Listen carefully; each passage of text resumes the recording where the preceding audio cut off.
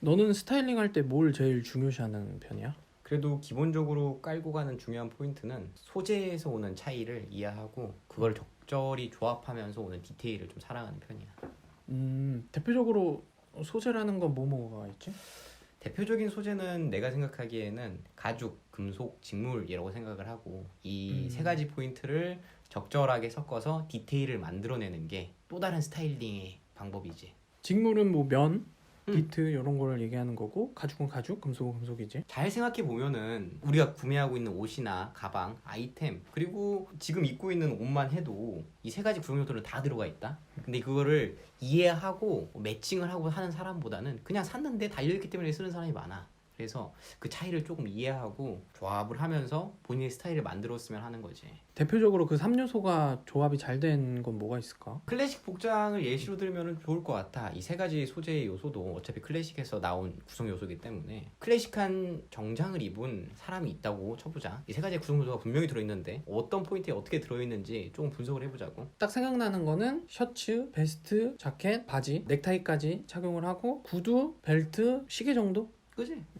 되게 근본 있고 정통이 있는 패션이지. 분석을 해보자고. 카테고리별로. 카테고리별로 분석을 해보면 일단 직물은 그 사람이 베이스로 입고 있는 모든 부분이 직물로 이루어져 있어. 그리고 가죽인 부분은 당연히 벨트 들어가고 신발 그리고 손목시계 스트랩 이 정도가 될 수 있고, 금속이란 포인트는 셔츠에 입고 있는 단추, 물론 플라스틱일 때도 있지만 단추랑 손목시계 자체, 그 다음 넥타이 핀 이 정도가 될 수 있는 거지.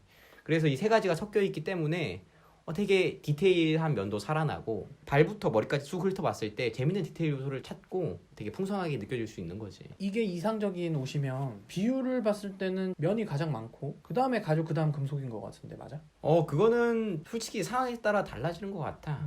직물이 베이스로만 된 옷도 있고 아니면 라이더 자켓, 복장 하면 가죽이 아무래도 베이스가 될 수도 있는 거고, 이러한 차이가 되게 있는 거라고 생각을 하기 때문에 이 세 가지의 요소들을 어떻게 섞으면 좋을까에 대해서 좀 얘기를 해보고 싶은데, 내가 좀 공유하고 좋은 팁이라고 생각을 한다면은 내가 몸에 걸치고 있는 것만 패션이 아니란 말이야. 패션은 사실 조합의 영역인 거고 그 조합은 내 주위에 있는 모든 것들이 될 수 있단 말이야. 어떤 것들이 있냐면 내가 타는 자동차 아니면은 오토바이 그리고 사용하는 핸드폰 그리고 들고 다니는 가방, 이런 것들도 패션의 요소이기 때문에 이거를 적절하게 큰 그림으로 보면서 조합을 하는 게 되게 중요하다고 생각을 하지. 전자기기 혹은 탈 것들에 대해서도 스타일링에 가미가 된다고 하는데 딱 생각이 나는 게 스타벅스에서는 맥북을 사용하는 사람과 뭐 삼성 노트북을 사용하는 사람이 이미지가 많이 다르지. 그런 느낌이라고 보면 될 것 같아. 가방도 그냥 정장에 백팩을 매면 회사원, 하지만 어떤 손가방을 들거나 공공실 가방 같은 그런 가죽 가방을 착용을 하면 또 어떤 요원 같은 느낌이 들기도 하지. 같은 옷인데 착용하는 아이템에 따라서 느낌이 많이 달라진다. 그래, 이상적인 3요소는 오케이. 그런데 한 가지 요소로만 된 스타일링도 있지 않아? 당연히 있지. 요즘은 흔히 뭐 한 가지 요소로만 이루어진 패션도 많이 만들어지는 것 같고 그걸 응용하는 사람은 되게 많은 것 같아. 예를 들면은 편성물, 회색 트레이닝복 재질로 이루어진 옷, 후드티 이렇게 그냥 깔끔하게 입는 조합이라든지, 뭐 집에서 파자마 같은 느낌도 그런 옷들이 이제 거의 한 가지로만 이루어진 조합이라고 생각을 하는데 요즘 이렇게 매치를 많이 하지. 흔히 스웨트 셋업이라고 불리우는 맞아. 그런 옷들을 많이 입는데 확실히 재미는 좀 떨어지는 것 같아. 약간 떨어질 수 있지. 베이스만 있고 나머지 디테일이 좀 빠진 느낌이 강하니까. 근데 그래도 그걸 되게 좋아하는 분들도 있잖아. 근데 이런 사람이 되게 괜찮은 이유도 뜯어보면은 세 가지 구성소는 조금씩은 들어가 있어. 그 사람이 그렇게 트레이닝복으로만 옷을 입었어도 신발의 소재가 다르고 그 사람이 들고 다니는 가방에도 이 세 가지 구성 요소가 들어가 있기 때문에 그게 약간 상쇄되는 포인트가 될까? 라고 생각을 하는 거지. 애초에 그런 아이템에서 오는 느낌이 있기 때문에 흔히 스웨트 셋업에 컨버스를 신는데 컨버스도 끈이 들어가는 아일렛은 금속이기도 하고. 맞아. 요소들이 섞이면 좀 재밌어지는 건 맞아. 그냥 바지만 입는 것보단 바지에 벨트만 착용하면 세 가지 구성 요소가 완성되는 거거든. 맞아. 직물, 가죽 그리고 금속 버클이 들어가니까 딱 보기에도 조금 재밌어지는 요소들이 많아지잖아. 시선이 머물 수 있는 곳이 많아지고. 그래서 그런 포인트들을 살리면 좋다. 좀 구체적으로 섞을 수 있는 팁을 드리자면 일단 그 3요소 중에 베이스를 정하는 거예요. 직물이나 가죽 둘 중에 하나를 베이스로 두는 거예요.